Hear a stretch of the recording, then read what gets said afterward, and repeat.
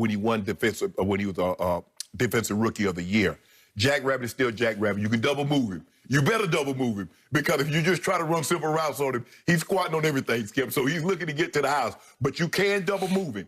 The Saints have been playing with fire lately, Skip. You look at their last 4 games. They won by 6. They won by 3. They won by 3. They won by 3.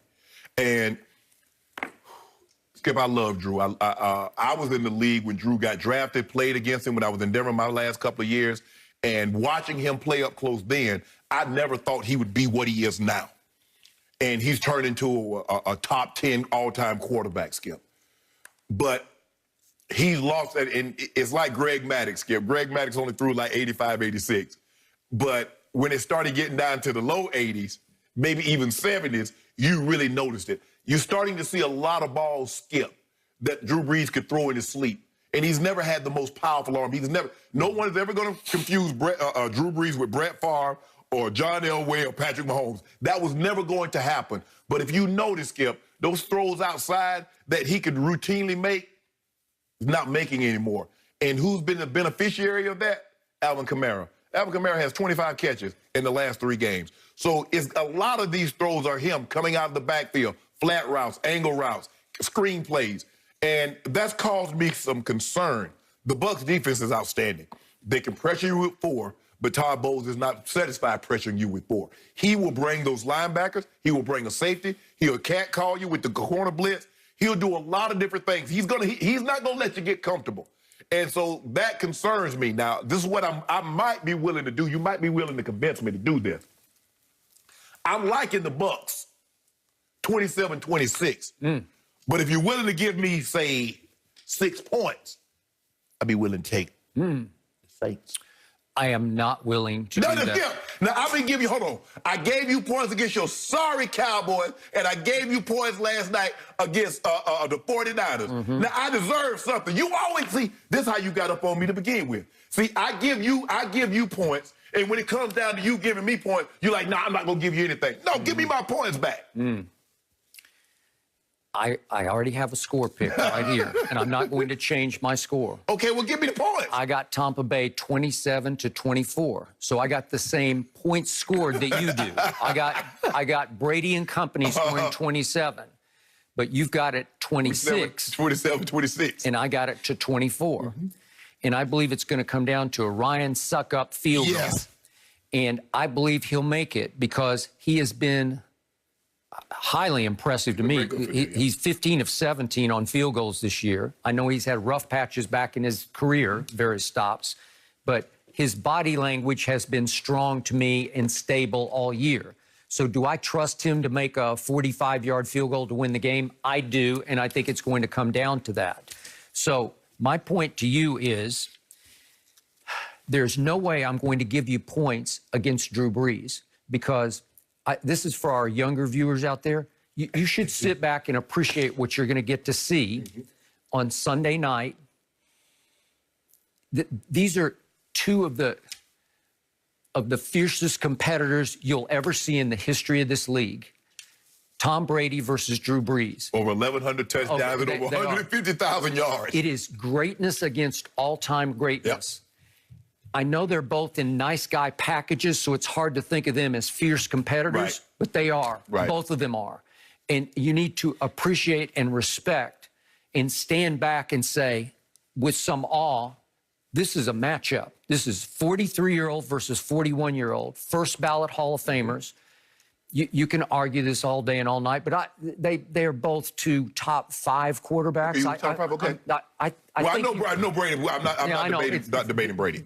Brees is debatable, and I don't disagree with your late career assessment of him. He struggles. But you want to talk about mentally tough? You want to talk about guts? You want to talk about raising his level when it's time to raise? He'll raise it in this game. Well, you're going to have to. This game is why Tom Brady chose the team that used to be known as the Succaneers. This is the one he circled. It's me against Drew. Didn't know at that point it'd be on Sunday night, but he knew it'd be a big stage game, probably for all the marbles in the division. So right now it's 6-2 Tampa versus 5-2 New Orleans. I'd say this game is going to go a long way toward who wins this division. It'd be a commanding lead. Right? So that's why I can't give you points on this, because I have too much respect for Sean Payton and Drew Brees. And that defense has really struggled since opening day. But I told you, I think it was misleading on opening day, because as unfair an opening day scheduled game as I have ever seen is Tom Brady, new to Tampa, getting thrown into the fire at New Orleans on opening day with no preseason because of the pandemic, no OTAs except virtual, all new teammates, all new offense, all new coaching staff. What did you think was going to happen at New Orleans? I told you as soon as I saw the schedule, this is rigged for the Buccaneers. Well, it's just rigged for them to lose, and they lost. And Tom made two errors. The one was not his fault to Mike Evans. Mike Evans stopped on an option route, and it cost them. Would you have felt better if they had opened, let's just say for the sake of argument, they could have opened at Green Bay. Would you have felt better with them opening at Green Bay as opposed to New Orleans? Yeah, a little better. Well, I just would have. It's a division rival, obviously, and he gets dropped. He like parachutes into a long-standing division rivalry and has to take it up a notch, not being able to trust anything around him. It's all new. Here to go. You don't get any auditions. You can't get into any game action in 4 preseason games with any of your receivers. You have no idea that Mike Evans is going to stop on an option route. You don't know, because you can't really practice that. It doesn't happen that way in practice, but it's going to happen when they're throwing different defenses at you in a game. And then I told you, Brady is throwing to Justin Watson, who's not even in the rotation anymore, on a speed out. Well, no, it's not thanks to me. It's thanks to him. No, it's thanks to you. Yo, Brady tried him twice on a middle screen with options on 2 speed outs, and he chooses both times Justin Watson on a speed out. But the first time is at New Orleans against one of the great cluers in the history of this game. And Janoris Jenkins is really, really good at cluing. Yeah. He will jump like nobody will jump around. Everybody knows you got a double move, Jack Rabbit. 36 yards later, it was 6 points for the home team, right? Yeah. Okay, so New Orleans scored 17 points off turnovers in that game, because they also muffed a kickoff and gave them a field goal. So 2 touchdowns off the 2 Brady interceptions and a field goal off a muffed kickoff. Well, what if they clean their act up on that? Do you think they got a shot? Yeah, they definitely have a shot in this game. Skip, I mean, no Michael Thomas. I mean, he got injured in that game. Yep. And he finished the game, but they haven't had Michael Thomas since week 1. Okay. Drew Brees has missed the last 2 practice days. He's been throwing on the side. With a bum shoulder. Yeah. Want to bet he'll be out there throwing? Yeah, I know he'll be out. But you told me, remember, your guy Dak had a bum shoulder, and he was out there, and you said he didn't look like himself against Philly. Okay. All right, so is Michael Thomas going to play? I don't know for sure, but I'm going to guess he will try to play in this game. I don't know that for a fact. Right. But here's my issue. So you look at the Buccaneers as a football team. They're now 7th in points scored and 4th in points allowed. That's a football team. Yeah, that's a recipe for success. Thank you. So now the Saints are 7th in points scored, but they're 23rd in points allowed. And after those 3 turnovers they forced in game number 1, they only have 3 more turnovers in the last 6 games. Only 3 in the last 6. So all of a sudden, guess what they're up against? Todd Bowles' defense leads the league in takeaways. You can be the other way, Skip. You can be 7th in points allowed and 23rd in points scored and win. But it can't be the other way. Because for the Ravens, we were number 1 in points scored, and we were in the we were number 1 in points allowed. We were in the 20s in points scored. Okay. So you can be the other way, but it can't be. Can't go the defensive way. I do agree with that. You can't give up points and score so few and score more.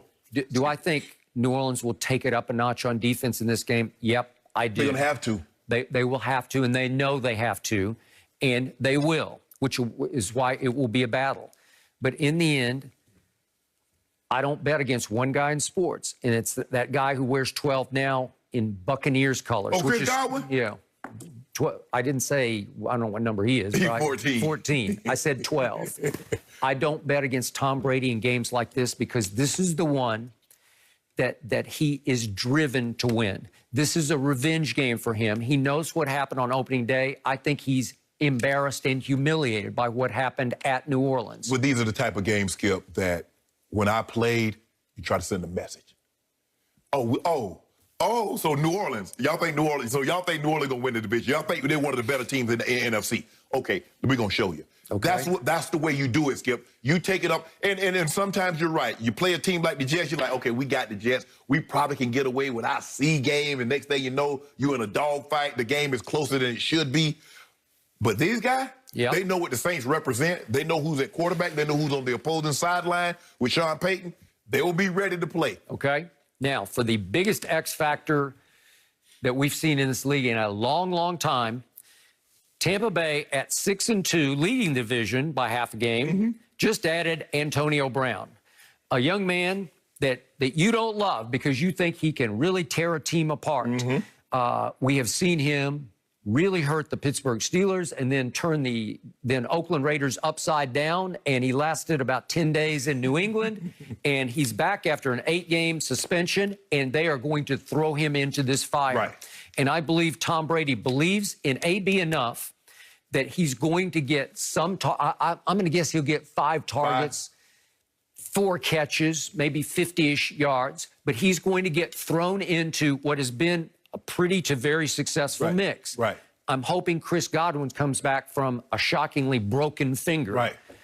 And well, he might get more targets than that if Chris Godwin ain't playing because he might be starting outside of, might be playing a lot outside of Mike Evans. But I'm going to guess Godwin tries to play, Okay. so you'll be at fairly full strength. Obviously, they lost O.J. Howard for the year. Right. But Gronk has been turning back.